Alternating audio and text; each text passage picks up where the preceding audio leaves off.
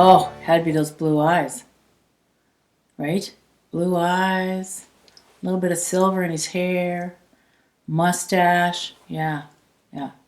And, of course, the older man. That was it. He was a good friend. He was a good friend before we ever dated. And David said, hey, how about you and I going out? And I thought, oh my gosh, you just don't date your friends. But I did. And we dated for quite a while.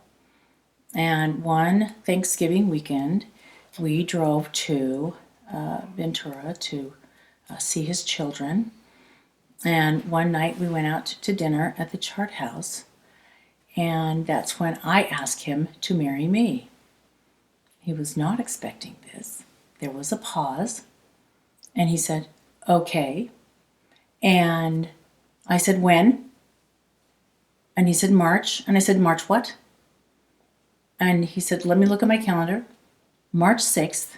And so let it be written.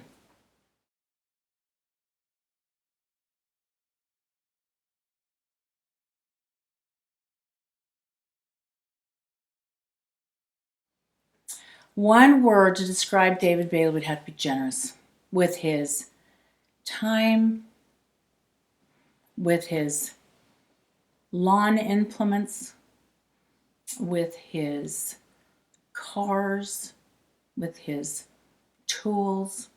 Very, very generous. First thought that came to my mind was generous. With no thought for himself, it was just, what can I do for you? What can I do for your kids? What can I do for your family?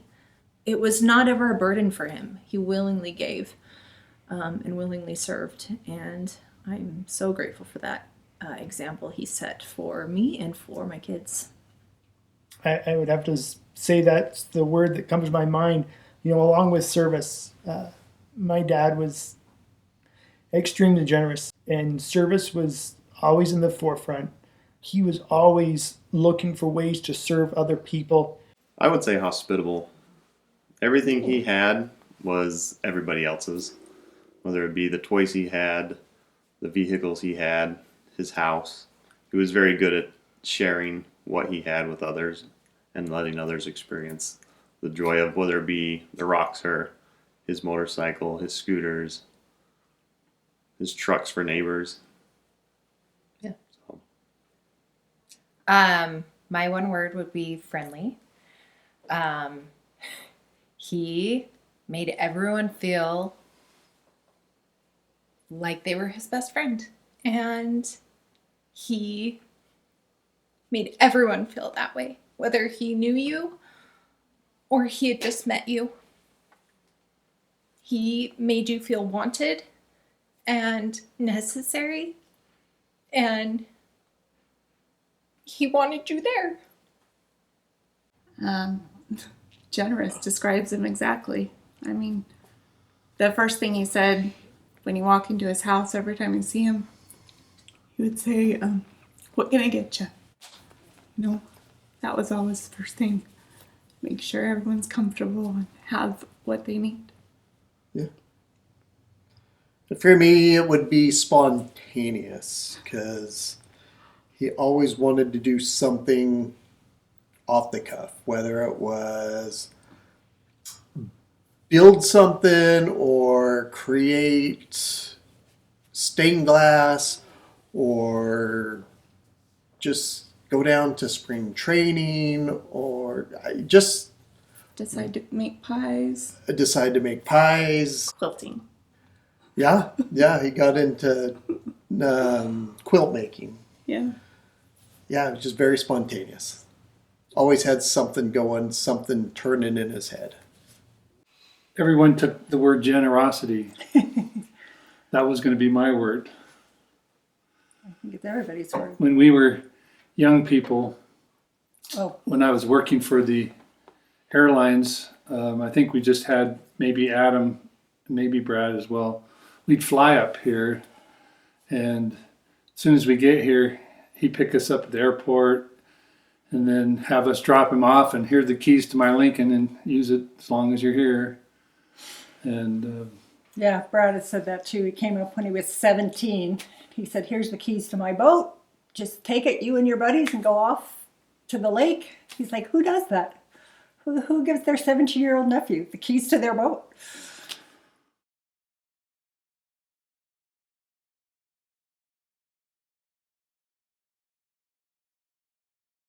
You know, David joined the fire department in 1975, and I don't know of many days that he didn't come home and just love his job. There were times where there were accidents where children were involved, which were personal to him.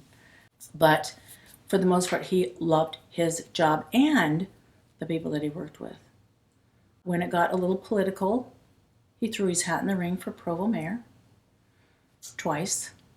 And I'll just end with the Lord works in mysterious ways. But it was fun. We had great friends. Those friendships last to this day. He did 2 marathons with Debbie and Lynn, and he still has those medals. But it was those friendships, I think, that just helped him stay for 30 years in the fire department. He enjoyed being a captain. I think his people that worked with him enjoyed him. Playing hearts at night in the station with these guys, I think you just get to know them very, very well, and it was a good career move for him. He took his bachelor's degree in accounting and was the secretary for the union, and enjoyed those people as well. He was just one of those guys that people wanted to be around and people wanted to know him, and he brought those friendships to me as well. And so I can only say thank you for helping him with a great career.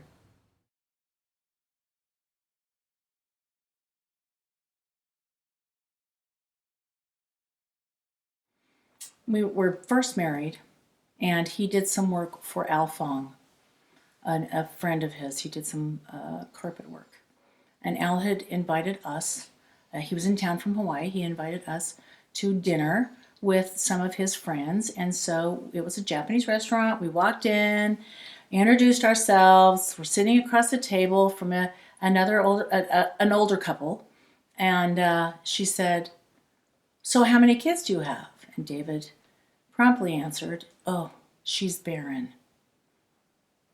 And the silence in the room was painful.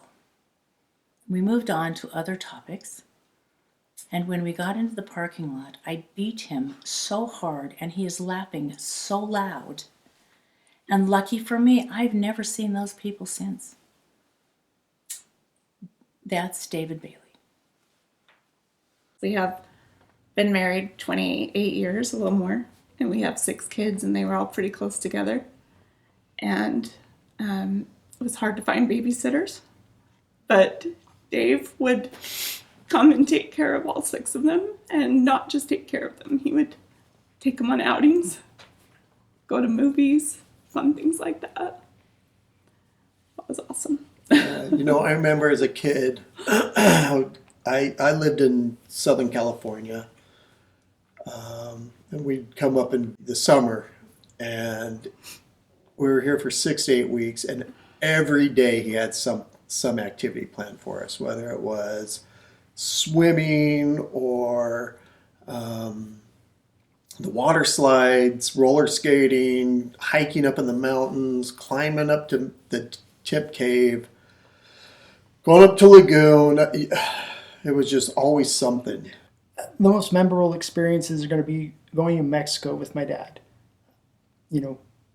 Ever since I was 5, we went to Mexico each year, and we were part of the planning, and knowing what was going to go on, and getting there. I remember one time there was a hotel that was being built, still under construction, but they had finished part of the pool, and we needed to go take showers. So we went over to the pool one night, snuck in, and we all sat there and we played in the pool, and we had our opportunities to get our showers done for the day. David had 3 loves.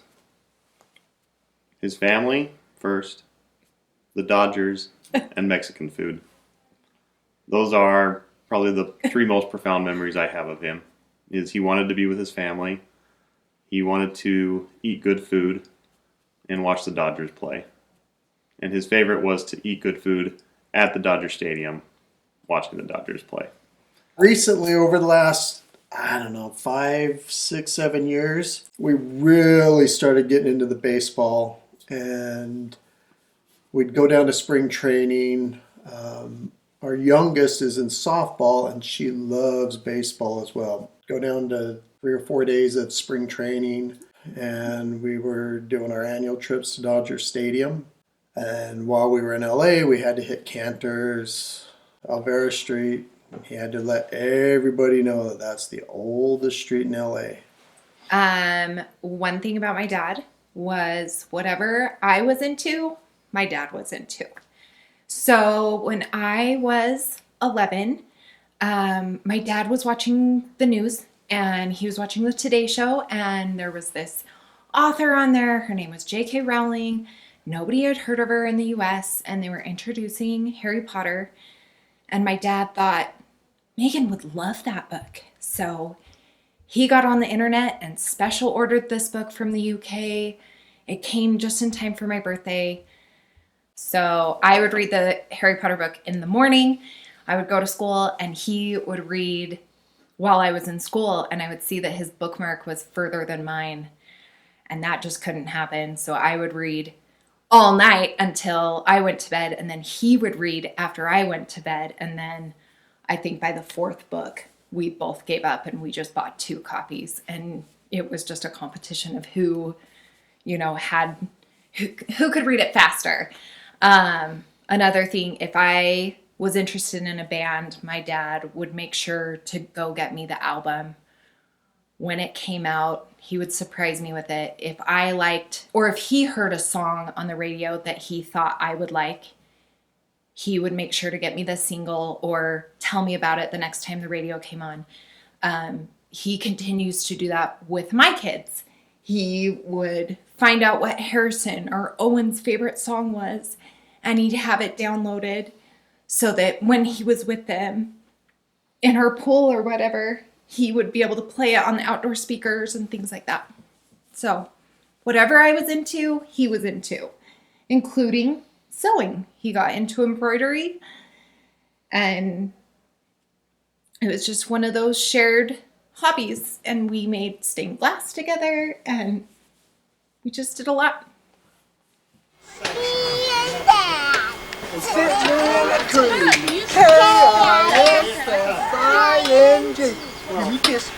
comes love, then comes marriage, then comes daddy with the baby. Get out the diapers, get out the pants. Oh my gosh, it might be twins. He was a fun big brother. I remember I'd come out in the morning and there'd be a popcorn ball with leftover kernels of popcorn, and I knew he and my mom were up late popping corn and ordering Chinese food from Ding Ho's, and the two of them having this great time while us little kids were in bed, and my dad and my brother were off working at the nightclub. And so I always was really a little bit jealous of that time that he had with our mom, because I'd get up and I'd see that popcorn bowl. It's like, they've been having popcorn without us. Is that why you like popcorn right now? Probably. One time he got a motorcycle, and I know he's got motorcycles for the kids and Jeeps up at the farmhouse, but he had a motorcycle. I think he was right out of high school, and so we were outside one night, and if he was 18, I was like 8 or 9, and he said, "Jump on, we'll go for a ride." So we jumped on the motorcycle. I was in my pajamas and it was dark. So we drive down the end of the street, and we turn the corner, and he goes, "Hey, wait, something's wrong with the motorcycle. Get off for a second." So I jump off the motorcycle and stand at the side of the curb, and he just takes off and guns it and goes home and leaves me down there at the end of the street. I had to walk back in my bare feet pajamas in the middle of the night. But he was always doing fun, crazy stuff like that. He's the type of guy that says, let's plan on the next trip. Where are we going? Let's go boating. Let's get a boat. Let's go skiing. Let's go to Teutonia, Idaho, God's country. And just, he was very active. He was very adventurous. He was very willing to do, anything for fun. And then the Harleys began. So he got into a group of Harley riders: Rick Svensson, John Beasley, Dan Towsey, just a group of men that really had a good time and went a lot of places. He was after me for years to buy a motorcycle. And eventually I did. And we had some really fun trips, some very memorable trips. One to Victoria stands out. That was an epic trip. And my son David went with us as well. And we broke away from the others on the way home. But when we got to Reno, Dave took a wrong off-ramp. Dave Bailey? Dave Bailey, and got separated from my David and me. So every time we get to the next little town, we text each other, and where are you now? All right, we'll just keep going. And then finally in Wendover, we met up again, and our last fuel stop was in Tooele, the three of us, and then we made 750 miles that day and walked bow-legged for a week. All three of you. One of my favorite memories of David is, well, I think two things. Now that I'm thinking about it, the first thing would be that I loved my conversations that I would have with him. He was always really easy to talk with, and I loved his stories he would share. I know him to be a man that's told really good stories, and so that's how I got to know him, is just taking the time just to sit down and have really awesome conversations with me. And one of the things that he said to me after we moved to Oklahoma is he said, I miss having you here, Katie, to have these conversations with you. And I really appreciated that. Another thing is that he was willing to spend time with my kids and with us, whatever it was. He was willing to jump in the pool. He was willing to get on the scooter and just go. He wanted to create those memories, and he was really active in wanting to participate in our lives in whatever way he could. So I love that about him. Yeah, I think, and those are the memories the kids are going to have, is Grandpa, hey, let's go on the scooter. Let me take you up to see the bunnies. When he had his motorcycle, putting the kids on the back of the motorcycle, and maybe sometimes making some scary memories, but memories that they still remember to this day. Yeah, so when Riley, our oldest, was, 7 to 10, Yeah. every year Grandpa'd invite him to a motorcycle rally wherever. I know they went to Mexico once. Yeah, they saw the Black Hills. They went over to the Black Hills. Yeah, and And then then Chandler got to go. And they came back just in time for his birthday and his baptism. Same day. When our schedules got changed a little bit with work, we were trying to find a daycare for Harrison. Owen was in all-day school, but Harrison was only in preschool. And so we needed someone to watch him on Thursdays. So Megan started looking around for daycares to put Harrison in. And David came to us and said he should not be in a daycare. He's like, I will watch him. I would love to watch him on Thursdays. And so David would come over Wednesday nights and he would sleep over. So in the morning, he was there with Harrison. And he was really good at spending the day with Harrison. And at the time, I felt bad, like that was a burden on David.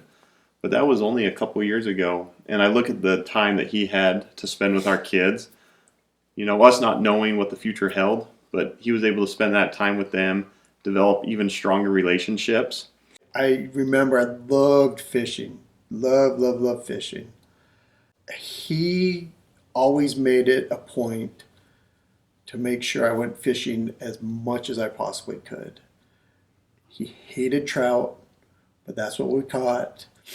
He would come home and he would put on that straight face and cook it, and he would eat a little bit. But with David, you could always count on him calling you up out of the blue, saying, "Let's go get Beto's," or "Let's go get me ranchitos." He always wanted nachos or a good carne asada. Another one was him serving in the temple. He was, that was quite a great thing to be able to, say that, yeah, my dad, he serves in the temple. And you knew every Monday that that's where he was going to be, was serving in the temple. And, people knew him, and that's what, Dad did, was he served in the temple. He was our ecclesiastical leader for several years in the bishopric. And one of my great honors was having him conduct my recommend interview and sign my recommend. We have lots of fun memories of vacations. Oh man, did he like to go on vacation? Yeah, we love traveling with him, but we got to go on our very first cruise with him.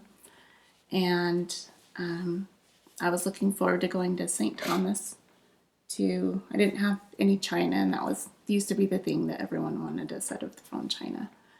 And I didn't have any, and we went looking for some, and they didn't have the one that I liked. Well, Dave saw a picture of the one I liked, and within 2 months, he had eBayed a whole collection for me. A 12-piece setting. This is down to the little salt and pepper shakers where, just so thoughtful. But he was always that way if someone needed anything. One of the things about my dad was he was a big fan of animals. Didn't matter if they were reptiles or if they were birds. And I think it was last year, we were all outside on the front porch and we heard this mama bird just freaking out just chirping at the ivy, and we couldn't figure it out. And we were like, oh, there's baby birds up there. So we're all over there looking at them, and we're like, she's freaking out about something.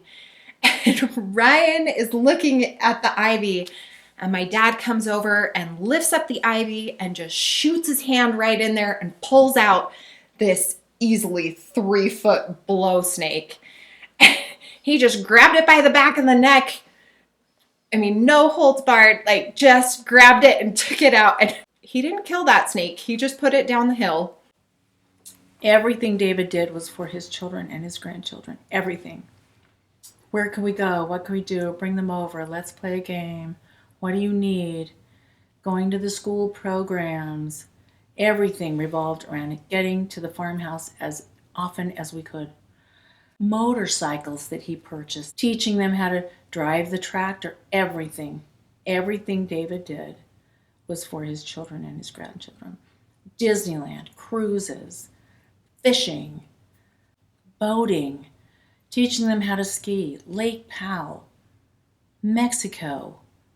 It was everything about us. In fact, 2 of those, Riley and Chandler, went on a couple of bike rides with him, just when they were just little. He took Jeremy to Mexico when he was 4. I can't imagine allowing him to do that, but he did with the Scouts. I mean, you call him up and he'd say, do you need me? When do you need me? Let's go. It was all about his family. His mother-in-law, his parents. Before they passed, he was over there every day watching The Price is Right. Every morning with his mother and his father until the day they passed. That's just what he did. Very devoted. Wanted them to have a good life. Something that he could provide for them. Couldn't have been better. He's a good man. He was a good man. He fought a good fight. And he was a fun man to know. He was my best friend. He was okay with this. He was at peace. And I was prepared. He fought a good fight.